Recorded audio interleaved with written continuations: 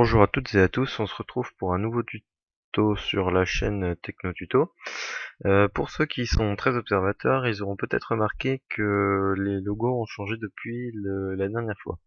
Je vais aussi essayer de faire un petit peu moins de bruitage avec le micro parce que j'ai vu que dans le hors-série sur le comparatif entre Avast et MSE, c'était pas ça qui était ça. Donc aujourd'hui on se retrouve sur un tuto sur de la bureautique, c'est le premier dans la catégorie, sur la galerie photo Windows Live. Alors, pour ce faire, on va déjà se rendre sur la page de Microsoft, donc www.microsoft.com, vous tapez juste ça en France, ça redirige directement.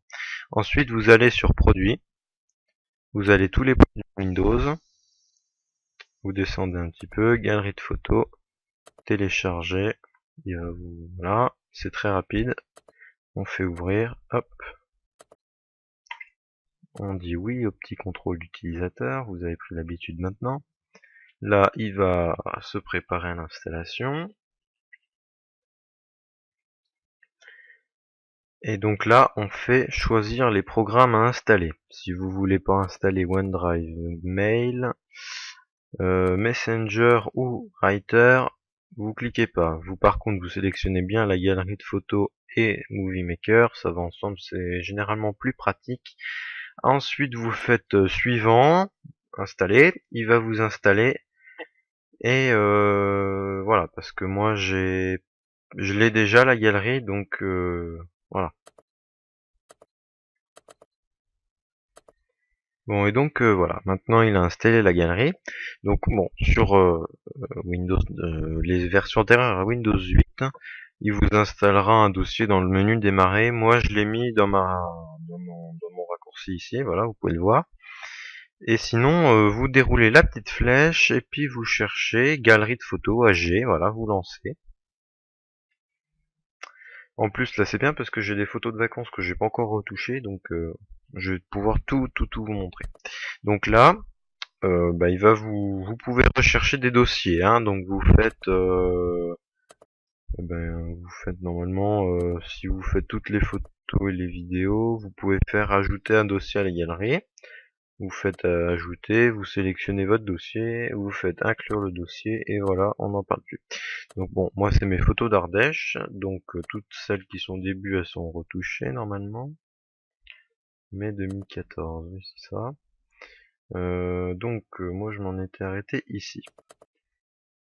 Bon, je vais pas je vais regarder juste celles qui sont retouchées.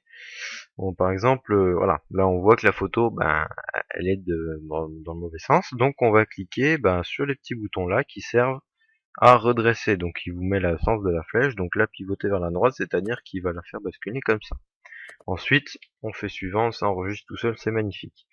Je vais essayer d'en trouver une autre. Bon, alors là, il devrait y avoir peut-être un panorama, non, pas tout de suite. Une photo qui serait pas très jolie parce qu'elle serait surexposée. Donc là, on a encore, voilà, un exemple. Donc bon, ça c'est de l'Ardèche, hein, donc voilà. Là, c'est dans l'autre sens, donc on va cliquer sur l'autre sens et puis pour la remettre dans le bon sens. Alors, celle-là, par exemple, on peut voir qu'elle est un peu de travers parce que vous voyez le bâtiment, il est un petit peu décalé. Donc là, soit on clique sur redresser, donc il le fait tout seul, ou alors on va dans ajustement manuel ici, et là vous avez vraiment mais toutes les options. Donc l'exposition, la couleur, la redressement, donc bon bah là je la penche, et là je la redresse, voilà, j'essaie de la mettre à peu près comme il faut. Voilà, après on clique là.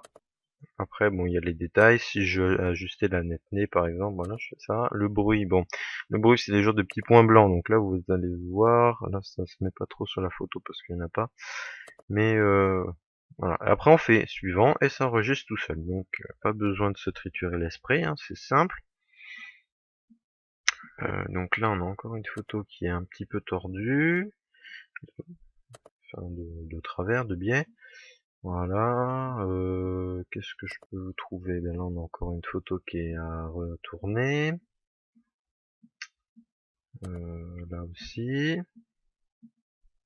là, si, par exemple. Là, c'est dans ce sens-là. Puis en plus, il faisait beau, alors... Bon, vous voyez, là, c'est pas très... Voilà, moi, je la trouve pas géniale, la photo. Donc, hop, je sors du menu. Je vais faire sur ajuster l'exposition. Alors, bon, la luminosité, pas besoin de vous dire à quoi ça sert, hein. C'est... Voilà. Le contraste, ça va plus ou moins foncer la photo. Vous voyez, donc là, le vert devient très très pâle, et puis on voit comme s'il y avait un voile, c'est pas très beau, hein.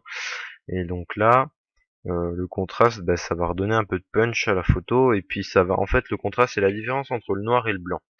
Vous pouvez voir aussi que si on déplace, ça fait varier l'histogramme qui est ici, j'en parlerai après. Donc là, moi, je vais retoucher ma photo comme il faut. L'ombre, ça va éclaircir tout ce qui est foncé. Donc vous voyez que les parties de devant qui sont plutôt assez foncées, ça va s'éclaircir. Et les reflets, ça va éclaircir ce qui est clair ou l'assombrir. Donc moi je vais l'assombrir, comme ça. Et un histogramme, ça va vous permettre d'assombrir la photo aussi. Donc là ça va éclaircir. Et là ça va noircir, enfin foncer la photo. Après, une fois qu'on a fini, hop, on est satisfait, on clique là-dessus. Alors la couleur, bon bah la température de couleur c'est RVB, hein, donc rouge, vert, bleu. Pour ceux qui connaîtraient pas, je précise un petit peu. Vous avez aussi d'ailleurs les options pendant que je les vois, elles sont là dessus.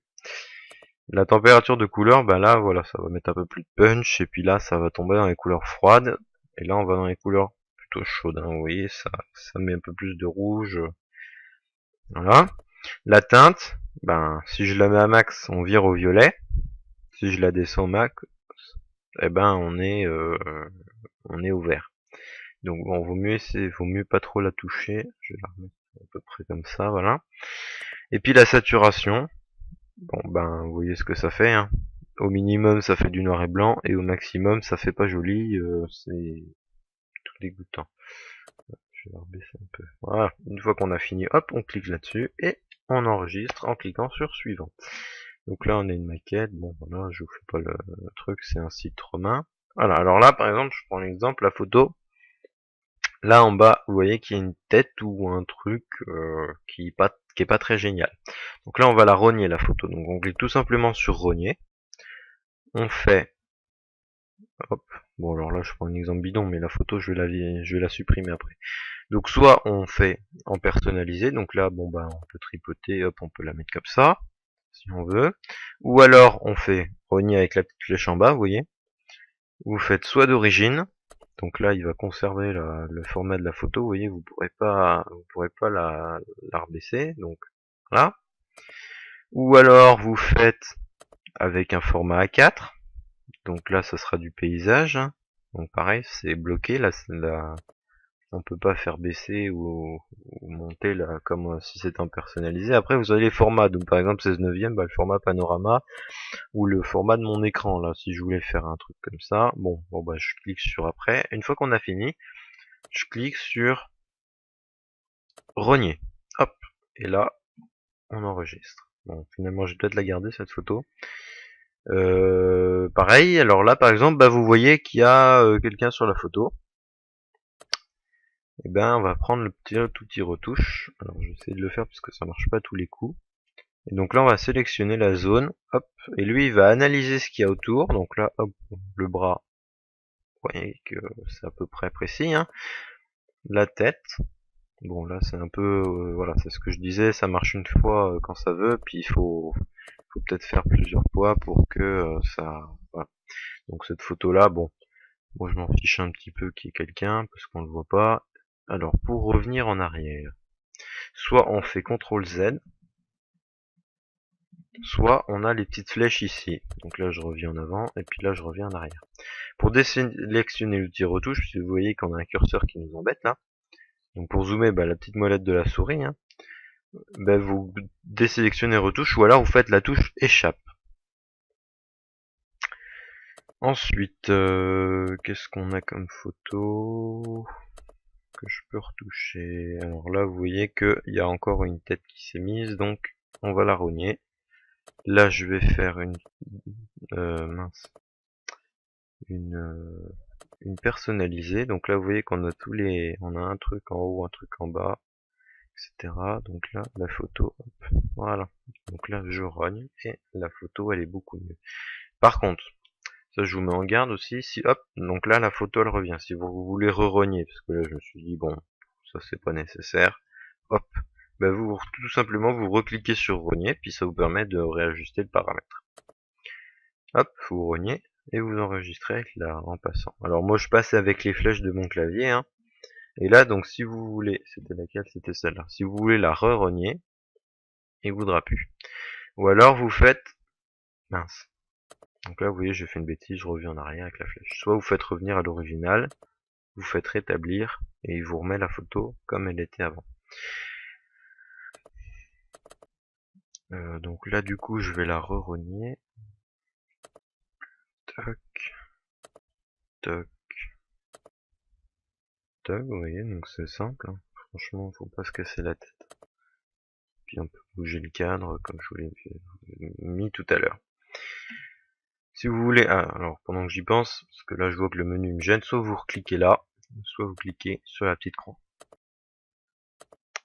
Voilà. Pareil, si vous voulez, tiens bon, on est arrivé à la fin donc j'ai pas besoin de la retoucher, c'est bien. Là, pareil, si vous voulez re-rogner cette photo là, bon bah vous faites. Toc. Toc. Hop là. Donc c'est mieux pour lire, hein. Qu'est-ce que je peux vous montrer d'autre? Ben là vu que j'ai personne sur mes photos, je peux pas vous montrer la reconnaissance. Si je montrais sur des autres qui étaient avant.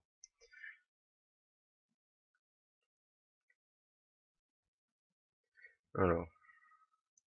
Là par exemple, vous voyez, là bon j'ai deux personnes de dos. En admettant que j'ai encore des gens sur ces photos là.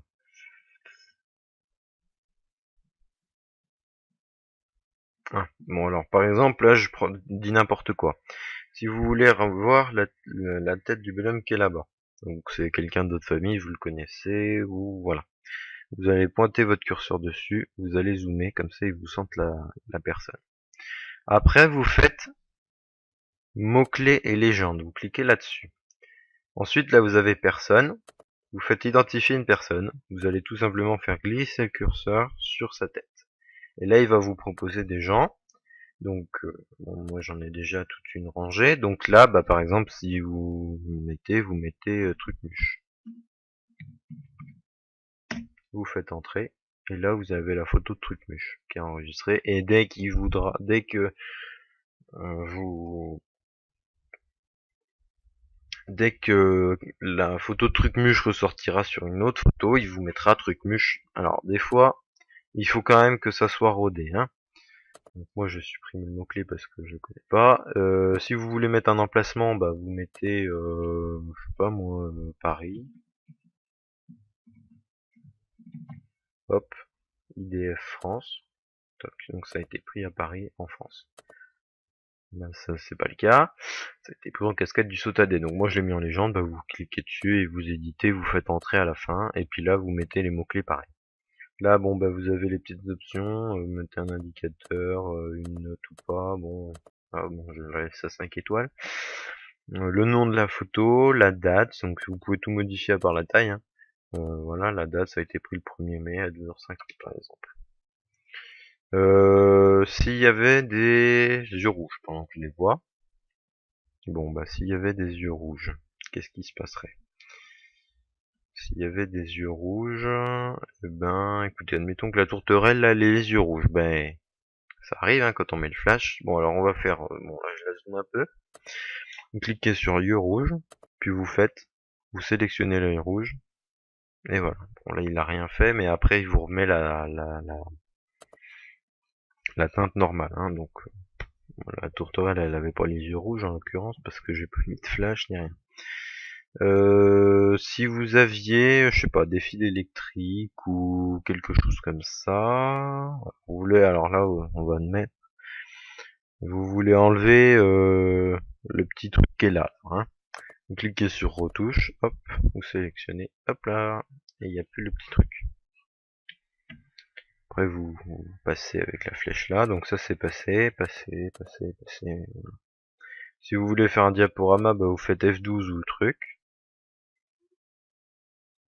Bon, faut attendre un peu. C'est ça qui est énervant avec les logiciels Microsoft, c'est que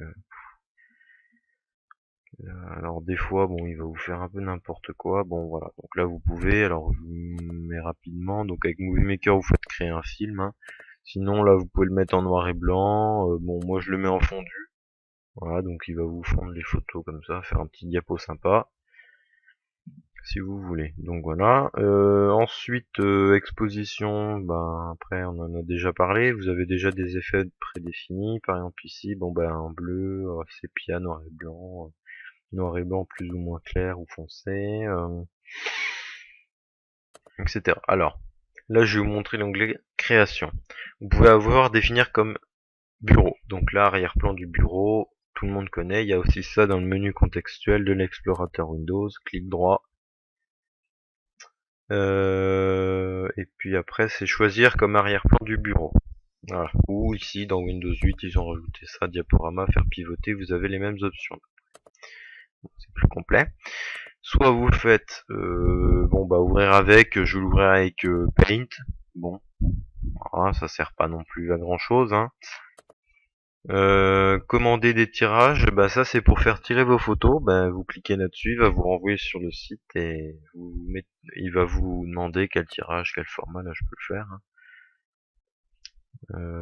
Sélectionner une société. Bon bah voilà, je sélectionne une société, oui. Voilà, bon bah là il va me dire j'en veux une comme ça. Donc là ça va me coûter 79 centimes, je fais suivant, etc. Il va me demander de payer, etc. Soit vous l'envoyez par courrier, bon bah vous cliquez dessus, il va vous la mettre en pièce jointe. Soit vous la mettez en billet si vous avez Essential Writer, donc c'est ce que j'ai décoché tout à l'heure, je l'ai pas. Ou alors vous faites film, et dans ce cas-là, il vous l'ouvre avec Movie Maker, que j'aborderai sûrement dans une autre vidéo. Donc là, vous voyez, bon, bah, il vous met la légende. Si vous la voulez pas, hop, voilà. Là, enregistrer le projet, j'en veux pas. Alors après, bah, soit vous la partagez, la photo, sur OneDrive, sur Facebook, sur YouTube, sur Flickr, sur Vimeo, ou sur les Windows Live Groups. Bon, je vais pas le faire, hein, il va vous demander, bah, sur YouTube, ne sont pas prises en charge. Ouais, évidemment, c'est des vidéos. Donc bon, si je le mets sur Facebook, tiens. Bon, moi j'ai pas Facebook. Là, je me connecte avec mon truc. Il va m'ouvrir une fenêtre pour Facebook avec Windows Live, une adresse de messagerie, hein, donc celle que vous avez, bah, celle que vous avez, hein. Donc je sais pas moi. Mon mail, tiens, bah, par exemple,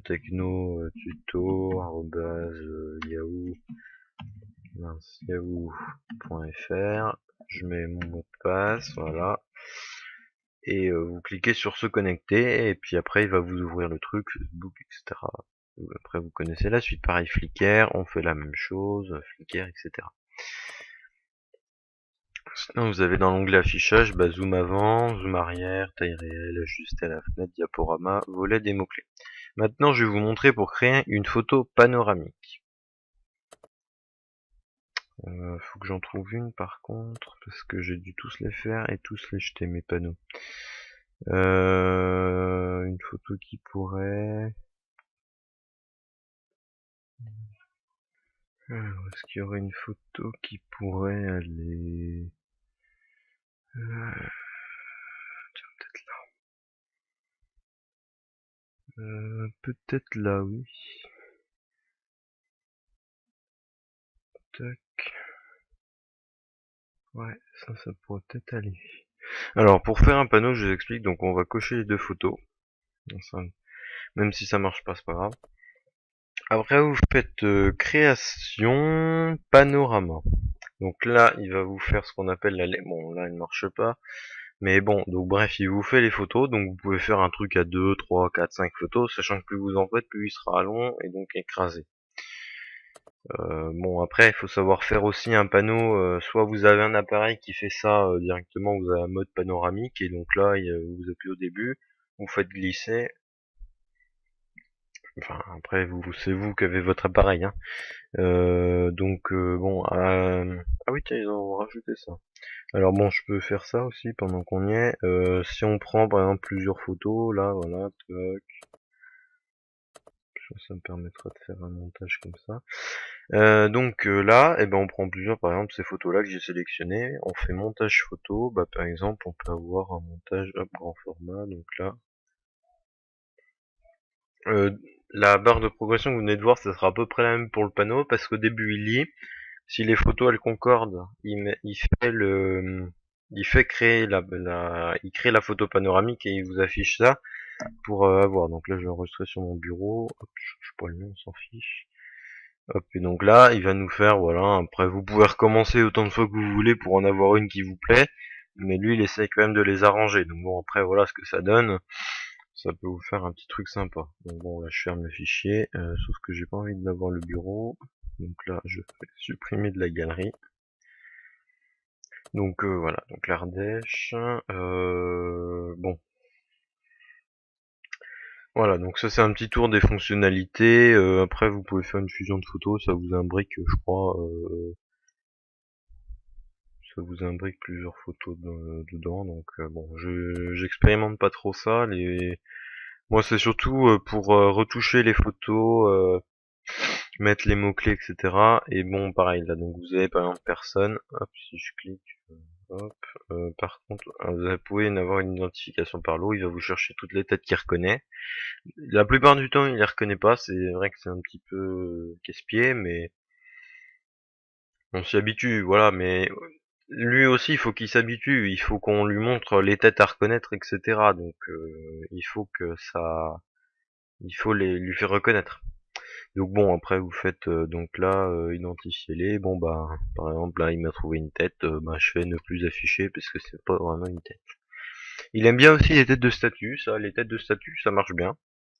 Donc si vous voulez vous amuser à mettre la tête des statues que vous allez voir, je sais pas, vous allez à la cathédrale de Reims, bon bah là il va vous afficher dans cette identification par lot là, il va vous afficher toutes les têtes de toutes les statues de la cathédrale que vous aurez prises.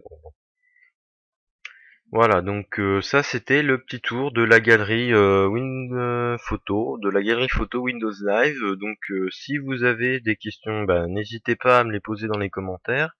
Et puis on va se retrouver la prochaine fois pour un autre tuto, je ne sais pas trop encore qu'est-ce que je vais faire après, sur un sujet indéterminé. Mais si vous avez des idées, eh ben écoutez, n'hésitez pas à me les faire partager. Et puis on va se dire à très bientôt avec la chaîne Techno Tuto sur internet, YouTube, Google+, même d'ailleurs, si vous le souhaitez.